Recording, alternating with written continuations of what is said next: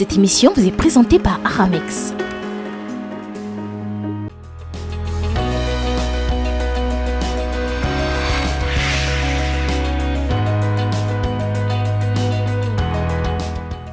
À toutes et à tous, bonsoir. Bienvenue dans Elle c'est moi, votre émission 100% féminin. Alors ce soir, nous parlons de l'éducation sexuelle. Qu'est-ce exactement? Qui doit bénéficier de l'éducation sexuelle et comment éduquer sexuellement?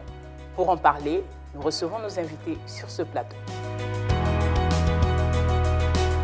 Alors donc pour le sommaire de ce soir, nous aurons donc notre rubrique entretien avec nos invités ici sur le plateau. Madame Osline Dongis, bonsoir. Oui, bonsoir. Vous êtes enseignante et vous êtes mère d'enfants. Oui, oui. Bienvenue dans Elle c'est moi. Merci.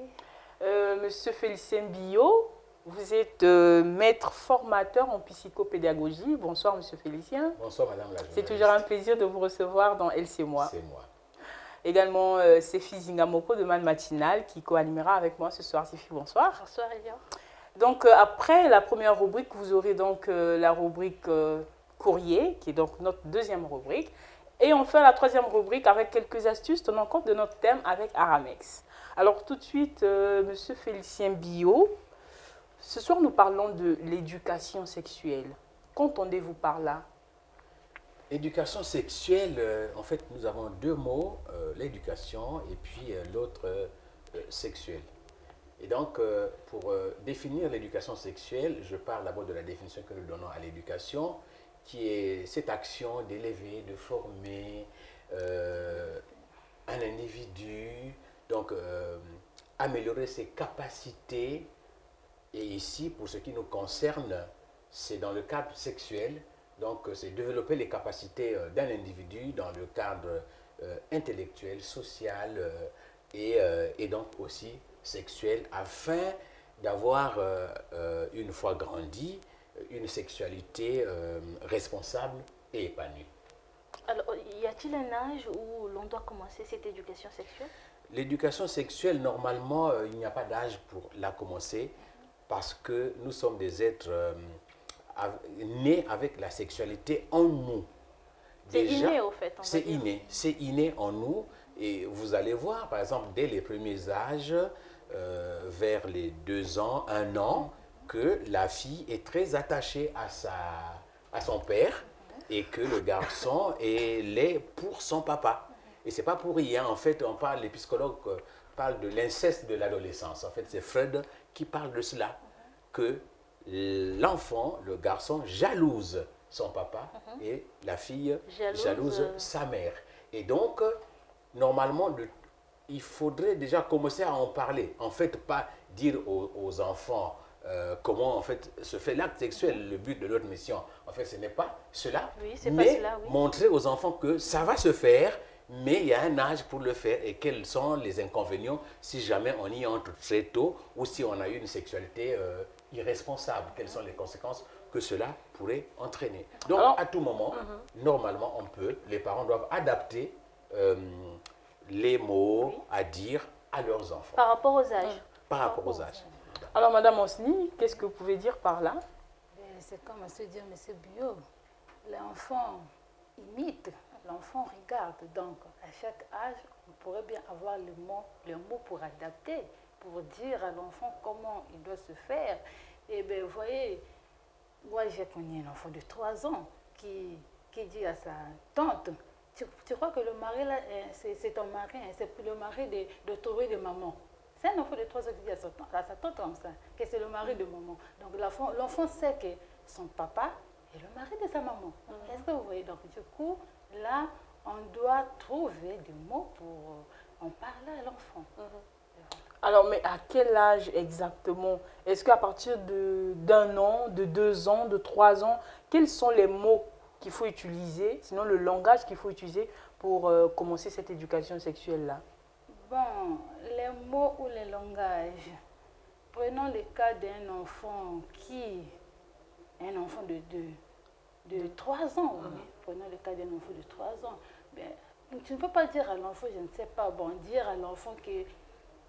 Bon, en fait, c'était un sujet tabou, en fait, tu vois, non? Mais puisqu'on peut en parler, mais bien, tu peux savoir comment parler à l'enfant. Par exemple, faut pas rester nu devant tes frères. C'est pas bon, il faut toujours mettre ta jupe, tu as ton slip là, il ne faut pas te laver devant tes frères. Ça déjà, tu évites à l'enfant de s'exposer. Ou il ne faut pas voir, quand ton frère se lave, tu n'es pas là à regarder. Ça, c'est pour éviter à l'enfant déjà. Ça, Ou encore, on peut lui dire, il faut savoir comment s'asseoir, tu n'as pas le S'asseoir, droit oui, d'écarter les pieds quand tu t'assois. Voilà. Voilà. Voilà. C'est cela. Et c'est pareil donc pour la fille, pour le petit garçon, Oui, oui. c'est la même chose. Oui, mais parce que pour le petit garçon, les sexes, en fait, c'est des organes sacrés. Donc, il y a un âge, moi, souvent, ça me fait mal, en passant dans la rue, qu'on trouve un petit garçon totalement nu, ou une fille totalement nue, et l'enfant va se dire, ben, donc, je peux être nu à tout moment. Or, l'éducation, on dit, quel que soit le cadre de l'éducation, ça doit commencer à bas âge, et faire en sorte que l'enfant grandisse avec ce qu'on va lui inculquer. Et donc, ces petits-enfants est aussi les premiers termes d'amour. Parce que au bas âge, les parents inculquent des valeurs à leurs enfants par d'abord la façon d'être. Maman doit montrer qu'il aime son mari. Et l'enfant est en train de voir. Oui. Et papa ferait de même. Parce que si vous êtes en train de vous chamailler, l'enfant comprendra que dans quelques années, quand je serai grand, ben, je peux battre ma femme ou je peux l'insulter. C'est cela. Donc, c'est déjà, pour ces âges-là, montrer que de la même manière qu'on aime son enfant, on aime aussi sa femme. Pour que l'enfant suive votre modèle. Et que, parce que si déjà maman est au téléphone, papa est au boulot, et qu'elle se mette à parler avec son petit copain parce qu'on connaît ce qui se passe, l'enfant comprendra par là, parce que ceux qui nous suivent savent qu'il y a beaucoup de foyers aujourd'hui qui sont arrivés au divorce, parce que c'est l'enfant qui a tout dévoilé. Il a tout dévoilé en disant, papa, maman parlait avec un tel, maman a dit bisous à ceci. Vous voyez, et donc par notre façon de faire, on est en train de transmettre un comportement donné aux enfants. Donc nous, en tant que parents, si on a un comportement responsable, ben, on évitera des dangers aux enfants. Pour ne pas aller trop loin sur ce débat, il y a certains parents, par exemple, ils sont dans leur chambre parce qu'on veut partager l'intimité. On oublie que les enfants sont à côté. On s'en fout et on s'embarque. Mais l'enfant qui entend ou qui voit, à ces âges-là, les enfants sont trop observateurs. Donc c'est une façon déjà de leur pousser vers l'action. Et il y en a même d'autres que les enfants viennent surprendre dans la chambre par leur imprudence. Quand les enfants rentrent et on trouve ou dormir avec un enfant de 2 ans dans son lit, vous voyez, pendant que vous pensez que l'enfant il dort, en réalité il ne dort pas, mais il va tout observer, il va tout entendre. Ou sinon il dormait, mais il sera réveillé par vos mouvements, par vos mouvements ou par ce que vous allez dire. Parce que généralement quand on est embarqué dans ce bateau, parfois on ne contrôle plus rien. Alors, Madame Osni, il y a des parents qui embrassent leurs enfants, sinon font des câlins, parfois des bisous sur la bouche, pour ne pas parler des bisous langoureux. Hein. Est-ce que vous pensez que c'est une bonne pratique, que cela contribue à l'éducation sexuelle de son enfant? Moi, je trouve que ce n'est pas une bonne pratique de faire des bisous sur la bouche. Ça donne déjà du goût à l'enfant. Et l'enfant peut essayer. N'oublions pas qu'on a dit que les enfants sont nos imitateurs. Donc, ce que nous faisons, les enfants aussi le font. Donc, moi, je trouve que ce n'est pas normal. Ce n'est pas bon pour faire ça. Moi, je conseillerais peut-être, tu peux donner un câlin à ta fille sur la joue, le front, ça marche. Mais la bouche, non. Certainement qu'ils le font pour manifester leur affection, leur amour, témoigner. Et si tu fais le câlin à ta fille ou ton fils sur le front aussi, ça c'est manifester aussi de l'amour. Donc vous dites non à cette pratique? Non à cette pratique. Monsieur Bio. Si vous me permettez de rebondir sur la question. Allez-y. Vous voyez,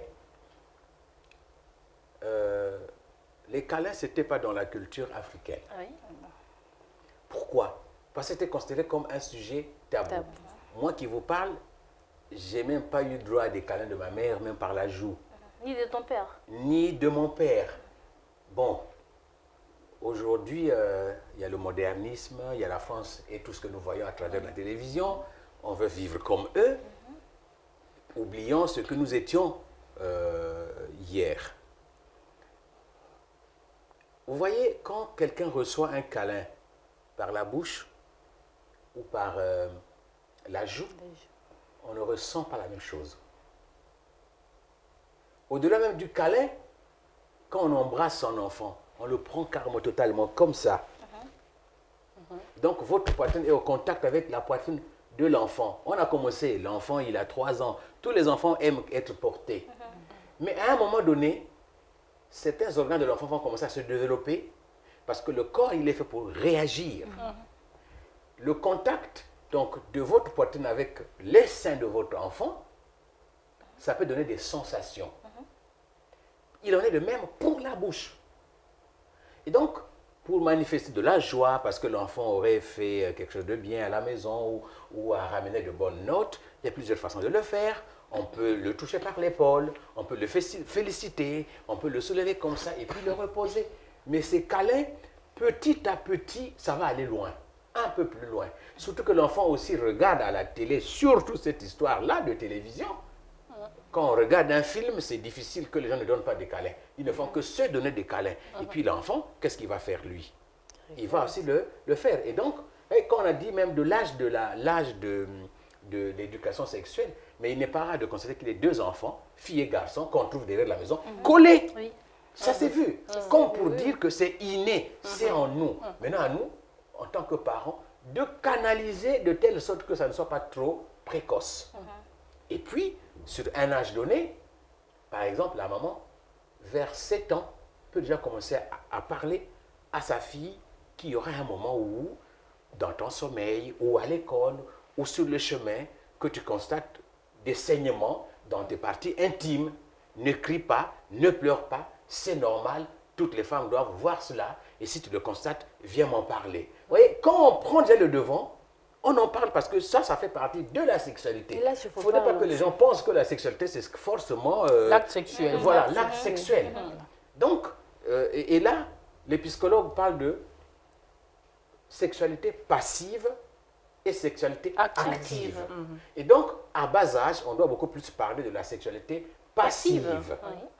Voilà. Donc, les histoires des câlins, les embrassades, et puis les règles qui vont apparaître, et que même 2 enfants qui ont sensiblement le même âge, la fille et le garçon, qu'on constate que la fille se développe un peu plus vite, que la poitrine pousse, et que le garçon constate l'apparition des poils au niveau de son pubis. Mais il faut en parler. Tu constateras cela, ça montre que tu es en train de grandir, et ainsi de suite, et ainsi de suite. Alors, Madame Ossini, vous êtes mère d'enfant, on l'a dit tantôt. Comment expliquez-vous ce fait-là que la maman soit si mal à l'aise de parler des règles, par exemple, à son enfant, de lui prévenir qu'à tel âge, tu peux constater ceci, comme venait de dire M. Bio. Pourquoi il y a ce malaise même entre maman et sa fille? D'abord, nous sommes des Africains.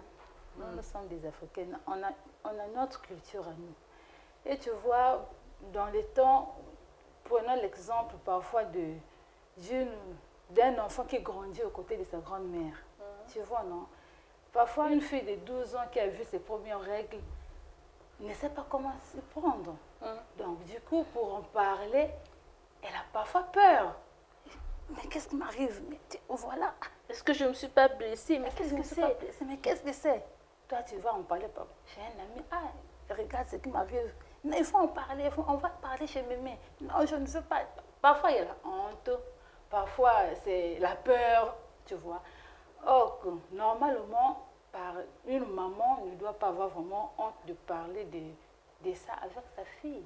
Mais vous voyez, dans le cas où cette fille-là a honte d'en parler, c'est effectivement parce qu'elle n'est pas préparée en amont. Oui. Si sa maman ou sa grand-mère lui avait dit qu'il y aurait ceci, tu peux constater ceci, ne panique pas, n'aie pas peur, tu peux en parler. Oui. Et je pense que l'enfant, facilement, peut en parler. Oui, c'est ça. Donc la faute revient aux mamans. Aux mamans, voilà. Mais pourquoi? Pourquoi les mamans ne peuvent pas parler de ça facilement? Est-ce que c'est toujours le sens tabou qu'il faut évoquer ou bien c'est qu'est-ce qu'il y a de tabou? Est-ce que c'est le manque de connaissances? Parfois aussi le manque de connaissances, parfois aussi la négligence, tout ça on peut voir. Alors pour les parents qui se sentent quand même mal à l'aise, vous l'avez dit tout à l'heure, le mieux c'est de dialoguer, c'est d'informer, c'est de parler à l'enfant.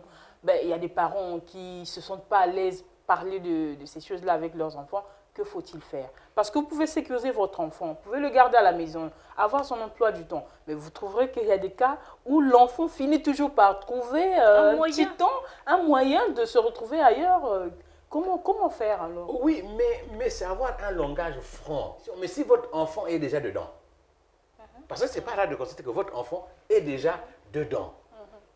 Maintenant, c'est voir si vous avez la possibilité de le rattraper pour dire arrête. Mais là, c'est difficile. Quand on a commencé, ce n'est pas facile d'arrêter. Bon, maintenant, si on ne peut pas l'arrêter, il s'agit de l'accompagner. Essayez de trouver des mots, mais toujours en montrant les conséquences. Et là, nous allons passer donc à la deuxième rubrique, je l'ai dit tantôt, donc rubrique courrier. Mais avant, suivez ceci.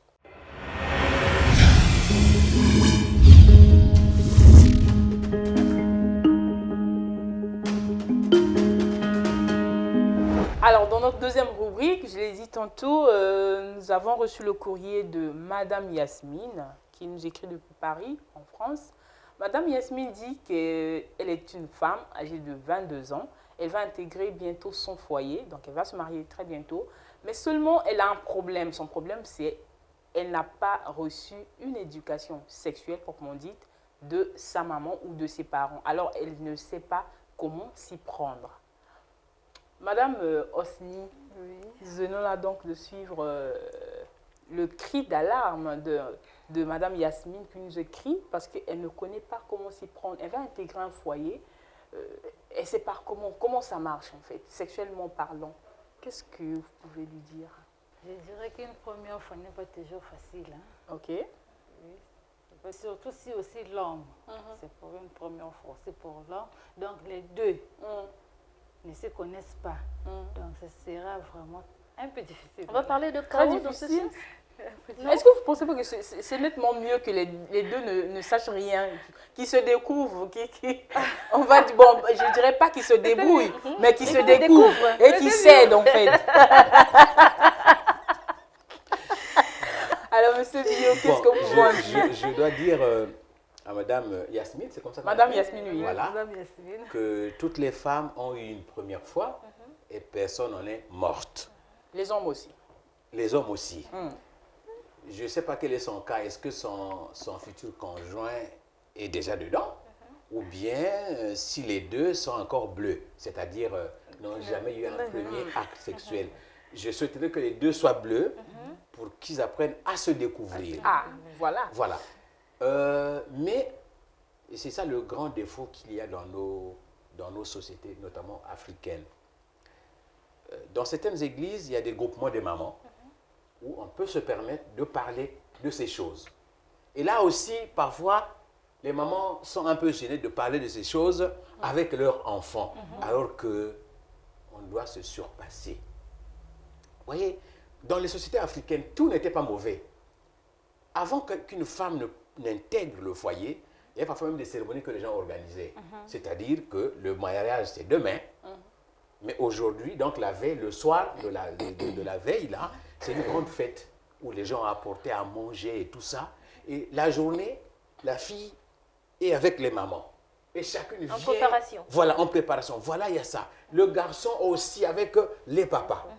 Et à un moment donné de la nuit, minuit, voilà, et on vous met ensemble puisque le mariage est scellé, on vous met dans une pièce pour appliquer chacun en ce qui le concerne les conseils reçus. Mais de nos jours, vous voyez, il n'y a personne. Chacun, on apprend à nager comme ça. Mais que la dame se dise, il y a des moyens aujourd'hui, l'Internet, les magazines, elle peut demander comment avoir un premier rapport sexuel. Il y a aussi ce que nous on entend, les femmes on dit souvent que ça fait tellement mal, parce qu'il y a l'hymen, déflorer c'est difficile, mais pour des grandes personnes, les conseillers existent. Et là, en France, il y a des sexologues. Moi, je suis à RFI, Catherine Solano, qui donne de très bons conseils sur la sexualité, comment avoir un rapport sexuel qui vous permet de vous épanouir sans que ça vous stresse. Encore qu'il y a des dames, comme les hommes, qui ont des problèmes, qui ont par exemple des rapports sexuels toujours douloureux, parce qu'elle est malade, mais elle ne se rend pas compte, elle préfère rester figée et ne dit pas à l'autre le problème qu'elle a. Il y a des femmes qui sont frigides, qui n'ont jamais ressenti un désir sexuel, mais n'en parlent pas. Elles préfèrent rester dans son coin et en train de souffrir.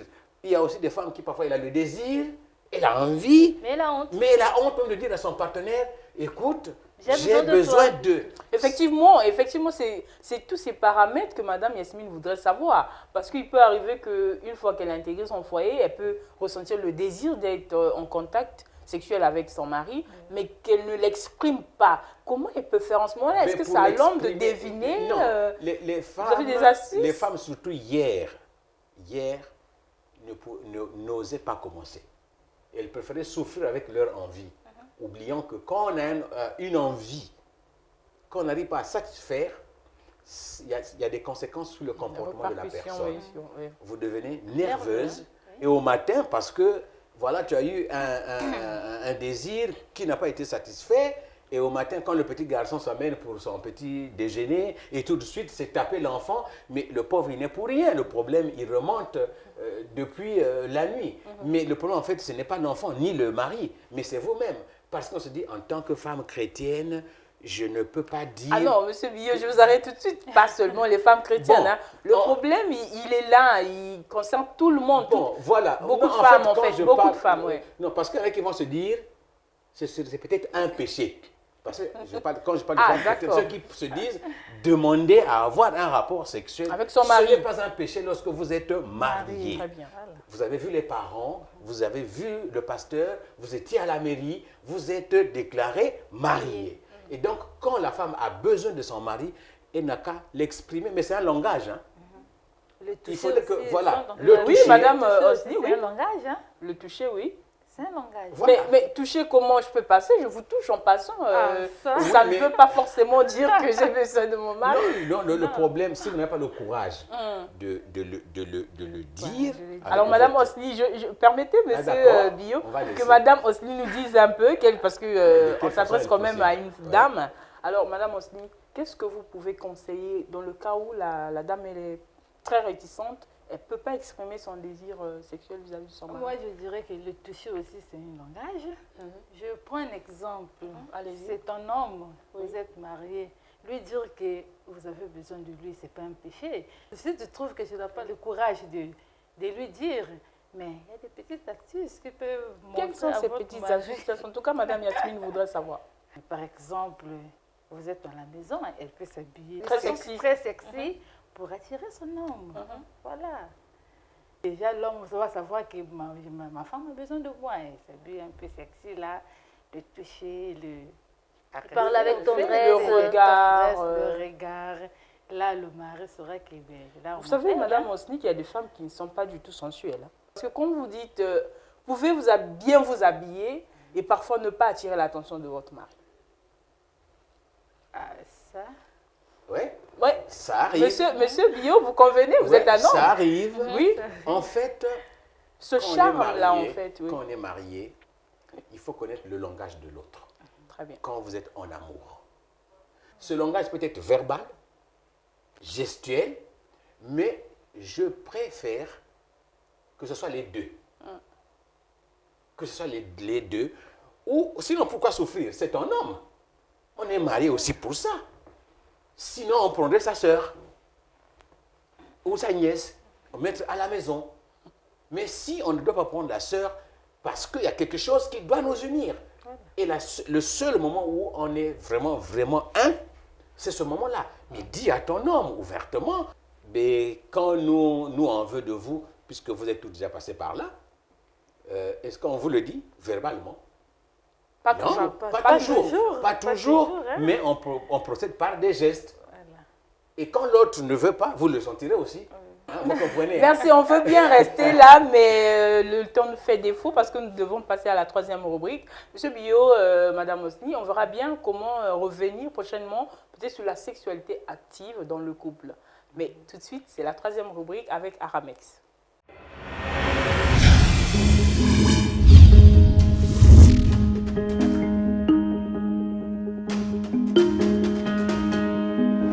Stop aux violences sexuelles faites aux enfants.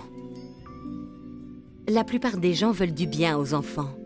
Il les protège, les aide à bien grandir et à être heureux. Malheureusement, certaines personnes sont dangereuses pour eux. Elles ne se comportent pas comme elles devraient et font des choses interdites. Ces personnes sont rares, mais elles existent. Un tonton pas si gentil. Rue de la Paix, j'achète. Oh non, tonton, c'est toujours toi qui gagne. Quand on était petit, c'était pareil. Et gagnait tout le temps. Pas vrai, Pierre? Oh mince, il n'y a plus de pain. Quelqu'un peut aller en chercher à la boulangerie? J'y vais. Tu viens avec moi, Diane? Non, j'ai pas très envie. Je lis. Allez, Diane, va avec Pierre. Ça te fera prendre l'air. C'est parti, ma puce. Tu n'as rien dit pour notre petit secret, hein? Non, non. Ça doit absolument rester entre nous. C'est notre secret à tous les deux. Oui, oui. Je peux mettre ma main sous ta jupe comme l'autre fois? Ça va me réchauffer. Pourvu qu'on arrive vite à la boulangerie. D'ailleurs, si tu es bien sage et que tu acceptes mes petites caresses, je t'achèterai des bonbons. Oh non, ça va recommencer. Si tu te trouves dans la même situation que Diane. La plupart des grandes personnes qui te font des câlins le font par tendresse et affection, et cela te rend heureux. Tout le monde doit respecter ton corps. Si un membre de ta famille, même proche, même que tu aimes, veut toucher tes parties intimes, le zizi, la zézette, les fesses ou les seins, sache que c'est interdit. Ça s'appelle l'inceste et c'est grave. La seule façon d'en sortir est d'en parler. Bonjour, Triomphe Goussou, commercial chez Aramex, une entreprise spécialisée dans les expéditions express, la logistique internationale et le e-commerce. En rapport avec le thème de cette émission, nous vous proposons d'acheter les livres sur Internet pour parfaire l'éducation sexuelle de vos enfants et la vôtre. Suivez. Découvrez en ligne des livres qui lèvent pudiquement et clairement le mystère sur comment éduquer sexuellement sans ambiguïté. Souscrivez à un compte Shop & Ship et faites-vous livrer chez vous à domicile. N'entretenez plus le mystère sur votre sexualité en ignorant tout sur vous, votre partenaire, vos enfants et ce qui peut les aider. Comprenez que parler de sexualité ne signifie pas seulement parler de l'acte, mais aussi parler des autres questions autour. Cette émission, comme ces livres achetés sur Internet, vous aideront à vous découvrir mutuellement, quel que soit l'âge, et vous permettront de transmettre une éducation saine et équilibrée. Les façons de communiquer à ce sujet peuvent être maladroites, brutales, peut-être même effrayantes. Les menaces, intimidations et jugements n'aideront pas l'enfant ou le conjoint, quitte à le voir trouver refuge ou considération ailleurs, chose qui n'est pas souhaitée. Découvrez autrement comment garder une hygiène corporelle, comment empêcher quelques abus contre vos enfants. Permettez à vos enfants de se découvrir dignement avant que le monde extérieur ne le fasse brutalement. Vous trouvez que c'est un sujet difficile à aborder, vous n'en avez pas la vocation, Aramex vous propose la souscription d'un compte Shop & Ship pour l'achat en ligne des livres pour les personnes de tout âge, des produits de soins intimes et corporels et des gadgets que nous vous livrerons chez vous à domicile au Congo-Brazzaville. Ces canaux d'éducation peuvent vous donner une meilleure idée de vous et de vos proches. Vous situant psychologiquement, donnant à vos enfants une stabilité mentale pour leur sexualité et les préparant aux différentes évolutions de leur corps, évitant ainsi certains complexes et appréhensions erronées du monde extérieur. Pour finir, vous l'aurez certainement compris, vous pouvez trouver sur Internet des livres qui vous permettent d'éduquer les vôtres. Souscrivez donc à l'ouverture d'un Shop & Ship chez Aramex et faites-vous livrer des livres d'éducation sexuelle chez vous à domicile au Congo-Brazzaville. Merci. Alors nous venons donc de suivre cette troisième rubrique, ces astuces que la société Aramex vient de nous donner. Madame Osni, est-ce que vous pensez que c'est très efficace pour quelqu'un qui veut se découvrir, s'informer, s'éduquer ou éduquer les autres, son entourage, peut utiliser comme ça des livres ou des petits films comme ça, des documentaires? Vous pensez que c'est efficace? Je crois que c'est une bonne idée. Si la personne ne veut pas parler peut-être, il peut acheter des livres, même en ligne, pour mieux s'informer. Au moins là il n'y a personne pour peut-être lui dire fais ceci, fais cela. Or, en lisant et en regardant parfois des films, lui peut s'en sortir. Monsieur Bio, Ouais, parce qu'il faudrait qu'on fasse très attention avec ce qu'on voit à la télé, dans les films qu'on pourrait télécharger ou commander grâce à Aramex. Il faut adapter les choses en fonction de notre identité. Exact. C'est vrai, à travers les magazines qu'on peut commander, en fait, via Aramex. voilà, via Aramex, il y a beaucoup de choses. Mais tout ce qu'on verra là n'est pas à prendre. Voilà. Mais il faudrait que les pratiques sexuelles que nous allons adopter nous honorent d'abord en tant qu'êtres humains créés à l'image de Dieu. Il y a des choses qui sont faites pour des animaux. Nous ne sommes pas des animaux. Donc, qu'il y ait un petit discernement dans ce que l'on fait. Ben, c'est la fin de notre émission. Elle, c'est moi qui a porté sur la sexualité. J'ai été très honorée de vous recevoir sur ce plateau. Monsieur Bio, merci. Madame Mosni, je vous remercie. Alors, chers téléspectateurs, nous venons là donc de boucler notre émission qui a porté sur l'éducation sexuelle. Merci à vous de l'avoir suivi. N'oubliez pas, Elle, c'est moi, c'est aussi sur les réseaux sociaux et à très bientôt sur Lux TV.